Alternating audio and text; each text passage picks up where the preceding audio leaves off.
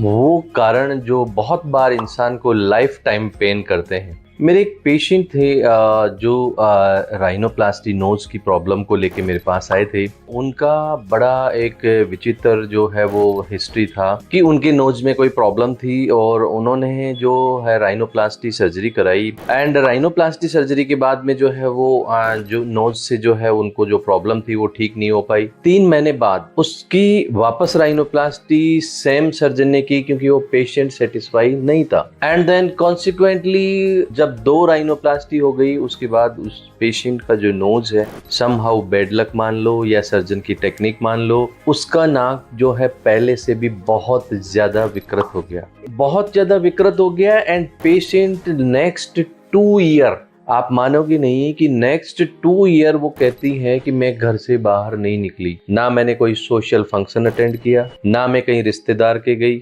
ना मैं मेरे घर से बाहर निकली, क्योंकि मेरे को मेरे अपने आप पे जो डिसीजन था राइनोप्लास्टी कराने का उस पे पछतावा हो रहा था और मैं मेरा जो नाक जो है किसी को नहीं दिखाना चाहती। दोस्तों जब ये पेशेंट जब इनको पता लगा कहीं पे, क्योंकि ये घर पे बैठे बैठे क्योंकि उनको नोज की प्रॉब्लम थी तो यूट्यूब जो है वो कंटिन्यू वो देखते रहते थे, तो यूट्यूब के थ्रू उनको पता लगा, उन्होंने देखा। एंड फिर जो प्रीवियस कोई पेशेंट था मेरा ऑपरेटेड किया हुआ, तो उनसे उन्होंने कॉन्टेक्ट किया और उनसे कॉन्टेक्ट करके जो है उन्होंने उनको लगा कि क्या पता एक बार मेरा काम हो सकता है। They consult to me. First उन्होंने मेरे से ऑनलाइन कंसल्ट किया, then they consult me the physically.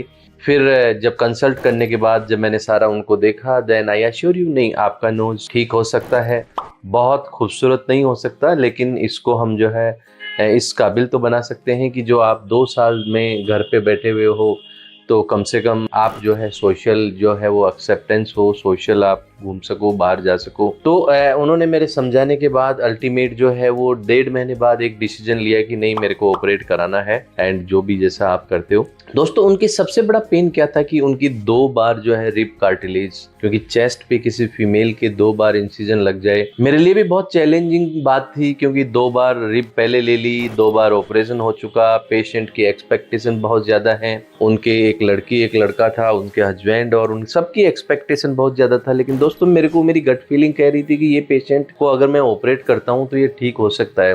Then मैंने सारा एनालिसिस करके सब कुछ करके देन दोस्तों उस पेशेंट को एग्जामिन किया। एग्जामिन करने के बाद ऑपरेट की डेट दी एंड देन फिर यूजुअली पहले उनको राइट साइड जो चेस्ट वहाँ से रिब लिया हुआ था, मैंने लेफ्ट साइड से चेस्ट से रिब लिया, क्योंकि लेफ्ट साइड में जब चेस्ट से रिब लेते हैं तो थोड़ा हार्ड होता है वहाँ पे हमारे, तो वो और जो है हमारे लिए चैलेंजिंग बात होता है। लेकिन सारा करके हमारा 8 घंटे की जो मेहनत थी, वो 8 घंटे की मेहनत के बाद जब हम उस नोज को बनाया, तो सबसे पहले तो मैं सेटिस्फाई हुआ, आई थिंक कि now I think my patient should be also happy.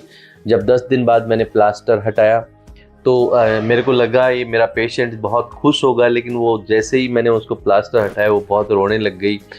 मेरे को लगा ये क्या हो गया, तो बोली मेरी खुशी के आंसू हैं, ये मेरी खुशी के आंसू हैं। और मैंने 2 साल में जो मैं एक नज़रबंद थी तो मैं अब सबसे जाके मिलूंगी। दोस्तों मेरे को भी एक बार तो लगा कि वास्तव में जो है वो ये इंसान को जब कोई पेन करता है, जब कोई चीज़ पिंच होती है तो बहुत बड़ा दुख होता है। एंड मैंने जो है अपने आप को गॉड को थैंक्स बोला कि अगर मेरे हाथ से मेरा ये पेशेंट इतना खुश है और ये जो एक नज़रबंद था तो सोशल एक्सेप्टेबल हो सकता है। एंड वो लेडी अभी भी मेरे पास बार बार आती है, मैं बहुत खुश होता हूँ। एंड आई थैंक यू कि इस टाइप में जो है वो उसका ऑपरेट किया, 2 बार 3rd टाइम ऑपरेट करके मैंने उसको ठीक किया। मेरे को भी बड़ी खुशी हुई जब मेरा पेशेंट ठीक हुआ। सो दोस्तों this information regarding the right technique for the rhinoplasty is very useful.